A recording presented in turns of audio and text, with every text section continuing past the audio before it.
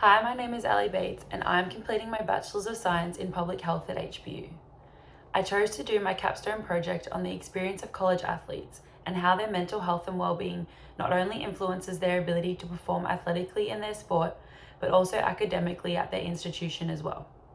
This is an area that is lacking and should be emphasized within schools competing under the National Collegiate Athletics Association.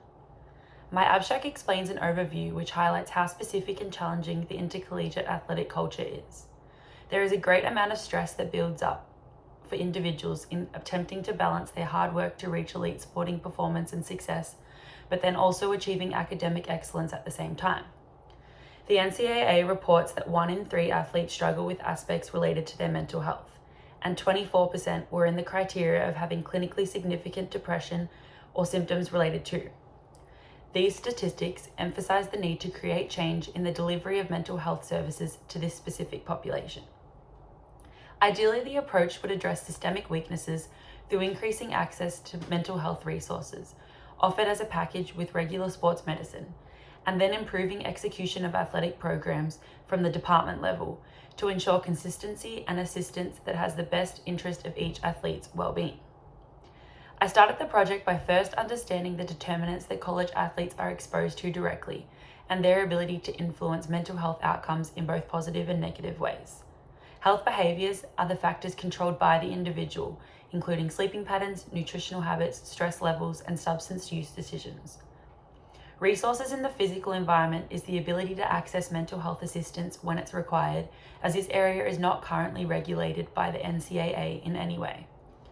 Characteristics of the college program is the athlete's experience at their particular school, how well the athletics program is executed and coordinated. Lastly, the social environment involves experiences as an individual that they are exposed to, including team dynamic, discrimination, and injury occurrences.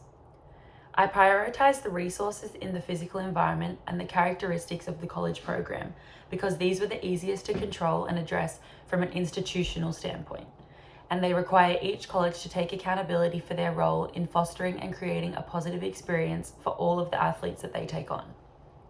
After understanding these influencing determinants and factors, we can then see where possible current interventions may have attempted to compensate for this health issue in the past. Some schools may offer mental health services with sports medicine programs. Others may partner with local medical professionals to supplement their healthcare center. And then there is also the option that is a target of a niche aspect of mental health, which involves those with longer term injuries accessing group therapy. All of these were combined and drawn upon for the upcoming proposed intervention.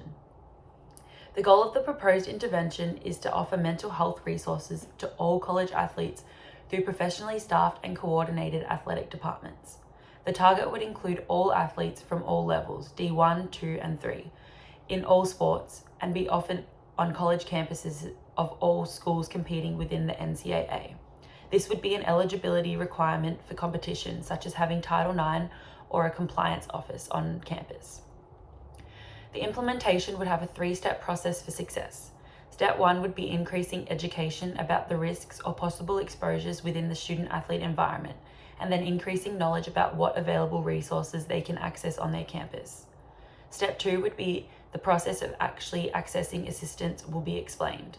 Services offered in partnership with sports medicine department and trained professionals to address the concerns of athletes if they arise during their time at the school. This would be encouraging at-risk individuals, monitoring the department to see links between individual experience and background, such as the coaching relationships, sport-specific pressures, or other team dynamics. Step 3 would be actually administering, treating, and preventing the conditions that are associated with high stress and prolonged poor mental health. This would be an ongoing basis with reoccurring appointments and check-ins regularly with teams to ensure that all athletes are being monitored. This process then takes us to the evaluation. The process factors would require these specifically: employing staff who are diverse and qualified to implement their mental health knowledge within a sport-specific environment, ensuring organized services that are not bound by times that would reduce access and that are personally catered to individuals, and offering physical locations that are alongside sports medicine to emphasize the importance of mental health being just as great as physical health.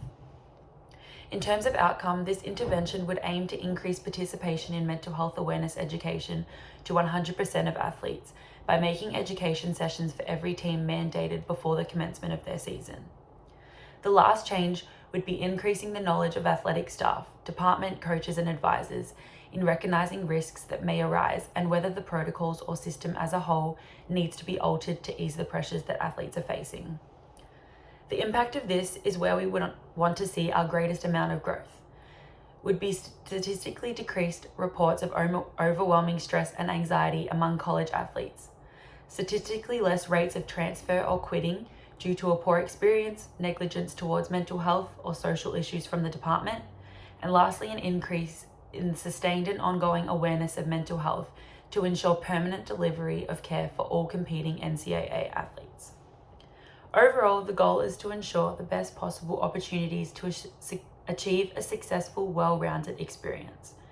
The pressures to perform and reach high standards are so high, particularly as a student athlete, and by improving mental wellness and addressing the risks that exacerbate poor health, the desired successes are much more attainable for all individuals. Thank you for listening to my project, and thank you to my capstone symposium director, Lyndall Ellingston, for all her assistance throughout the semester in getting this prepared for presentation.